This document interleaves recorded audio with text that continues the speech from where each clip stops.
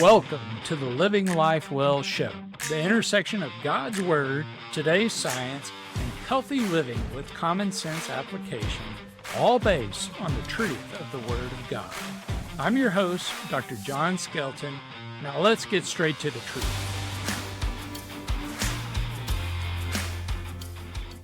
All right, welcome back to the Living Life Well show. Today I want to talk a little bit about chronic disease and where we are in America, and also want to talk a little bit about what I have upcoming for future episodes. So today, what I really wanted to talk about is our prevalence of chronic disease and why it is so prevalent. If you've been following, the presidential campaigns and things, both candidates have various platforms and things that you can go and look at out there. But one of the things that I thought was pretty interesting by one of the candidates, RFK Jr., really talking about this level of chronic disease within the U.S. He's since dropped out of the race, obviously, but he is still promoting this issue of health and being able to overcome chronic disease. And I personally agree with that aspect of it. What I will tell you is it's been interesting to watch because even some of more the mainstream news channels are picking up on this and really talking about this a lot more often. We see it even recently just on Fox News with having different commentators like Jillian Michaels on there from The Biggest Loser and other health experts, in addition to RFK Jr. on there, talking about this epidemic. So let's kind of jump into some numbers and we'll kind of talk about why we're really seeing this. And 27% of us as Americans have more than one chronic disease, sometimes many more than two, depending upon the individual. And then 50% of us, 1 in 2, has some type of chronic disease or illness, be it an autoimmune disease, be it high blood pressure, diabetes would be the most common. And so that is something that we are dealing with on a daily basis that, if you are to line up 10 people, 5 of them are going to have either some known underlying chronic disease. And out of those 5, you have 2 of those that are going to have multiple chronic diseases. So we have a real problem in our society. So when we look just at that aspect, right, that's pretty overwhelming. But then you take another look and look at the obesity rate or the overweight rate. So obesity is around 40 to 50%, but in the other category of just being overweight but not obese, that takes us up to 73.6% of us fit in this category of overweight or obese. Well, what that means is typically there is at least a precursor to a chronic disease state. The most common precursor that I see is insulin resistance. But practically speaking, how do we define that within the medical community? Well, we look at hemoglobin A1C. That tells us what your blood sugar has been on average for the previous 90 days. So the typical medical community is going to define that as a hemoglobin A1C of 5.6 to about 6.4. 6.5 and above, we consider that to be diabetes. If your doctor is checking an A1C, they're going to see that if you have a 5.7, 5.8, 6.0 A1C, you have prediabetes. By definition, when you have prediabetes, you have insulin resistance. Physicians will also look at a fasting glucose level. They'll see what your blood sugar is. And typically, when we're looking at that about 120 number for a fasting glucose, that would be considered to be consistent with insulin resistance. Some physicians will go a little bit further and they'll do a glucose tolerance test, but that's really not utilized very often. Now, we do utilize that quite often in pregnancy to diagnose gestational diabetes. And for there, you're looking numbers between about 150 and 200. When you look at these tests, there is a significance when we find that it's elevated. However, what I will tell you is there's a better test to look at, essentially a vital sign, if you will. And it's one that typically I don't see many physicians ever really checking very often at all.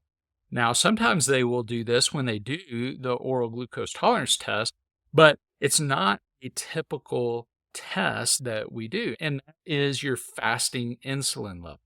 Seeing what your pancreas is doing when your gut has been at rest for a significant period of time, typically at least 8 hours. And when we look at those fasting insulin levels, the way they kind of define this is depending upon who you look at, anybody 20 to 30 fasting insulin level would be considered insulin resistant.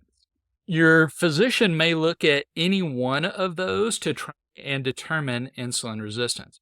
What I will tell you is that your physician, even if they are checking the fasting glucose, even if they are checking the hemoglobin A1C, even if the rare ones that are checking a fasting insulin level, if they are just paying attention to those standard ranges, they may be missing your insulin resistance.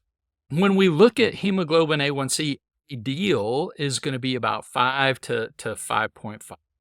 When we look at glucose or a fasting glucose, we're looking at about 72 to 90. I think we may even determine that 90 needs to be a little bit lower. You're talking going all the way up to 120. That is a vast difference. The hemoglobin A1C, not so much. You're talking 5.6 versus 5.5. So not a big difference there. However, when I look at fasting glucose, it is astounding to me the difference between the optimal or ideal range and the standard range. So standard ranges are based upon the population that they're testing.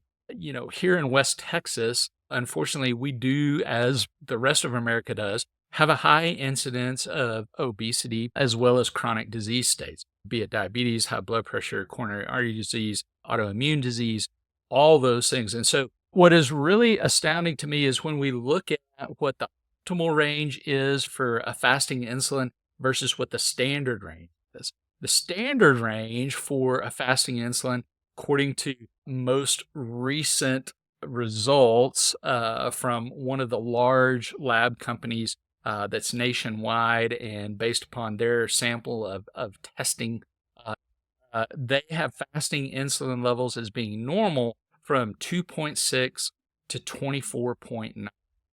Again, talking about that 20 to 30 range being considered abnormal. Sometimes clinicians, when they are looking through your labs, quite honestly, they're looking for the things that say high or low, and they're not really looking at the individual levels. If a physician ascribes to that lower level of 20 and they're just looking for the highs and lows, they may miss it. They may miss being able to intervene for you that stage when your when your fasting insulin level comes back at, say, 22. So that is part of the issue. Secondly, the real range for optimal health always needs to be based upon what is optimal, not just what everybody is doing. When we look at these ranges for the hemoglobin A1C, for the fasting glucose level, just because you don't have anything that's in bold or that is, shining out to your physician, that doesn't mean it's all good. Okay. So we've really got to define what optimal is. And so, for instance, when you're looking at optimal fasting insulin, it's definitely below 10. Really, it's probably between 2 and 5. This is a very narrow range. Well, this makes sense when you think about it physiologically. you should not be producing a lot of insulin when you are in a fasting state. You haven't had any food come in. You should not have levels of circulating glucose. If you've, just had the fright of your life and are in some fight or flight mode, as you go in, okay, maybe a little bit of increased blood sugar, maybe a little bit of increased glucose, but again, that insulin level should not be high, because it tells us when you have an insulin level, a fasting insulin level that is 2 to 5, it tells us that your gut really does get to rest when you fast. Is not still having to work because you have such high levels and response of cortisol and or circulating levels of glucose as well. Obviously, we can see that to a degree when we check your fasting blood sugar. When you are looking at this, you've really got to know that just because your labs in that standard range all come back looking good doesn't mean that everything is functioning properly. And so when we extrapolate that and we really look at those optimal ranges for health and we apply that to the general population, over 90% of us are having some form of organ dysfunction. That's a staggering number. That means that out of that lineup of 10, only one is making it out of there without some sort of organ dysfunction. That means that all of us have an issue, that this is a societal issue. This isn't a class issue. This isn't a race issue. This is truly a societal issue. Well, why is that? What is the issue that is common to all of us? Well, quite frankly, I think it's food. I think our food industry, which, borders on our farming and ranching as well, has been raised up in such a way to produce. And we are focused on producing enough to feed the entire world. Unfortunately, we are sacrificing nutrition, true nutrition, for ourselves.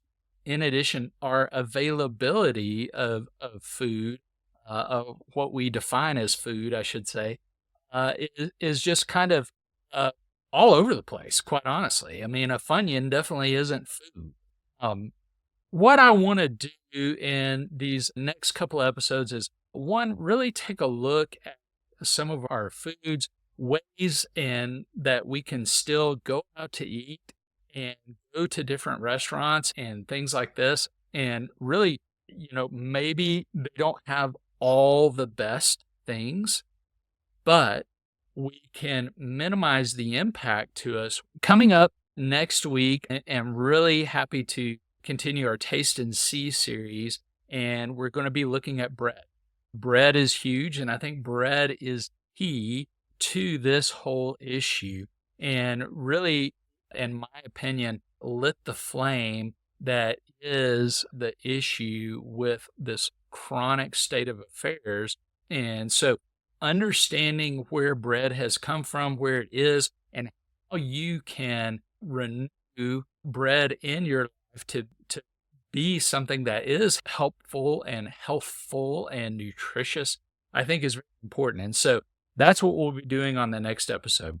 In future episodes, what I would like to do is spotlight a few different restaurants that are producing as much as possible in a whole foods way to really help promote health and make it easy for you to eat healthy and do this as much as you need to within your lifestyle. So I hope this has been informative. If there's anything else that you would like to have discussed on the podcast, or any particular restaurant chains or practices that you have questions about, I would love your feedback. Just email us at admin@livelifewellclinic.com, and we will be happy to take a look at that and possibly cover that in one of our upcoming episodes. So thanks, and God bless.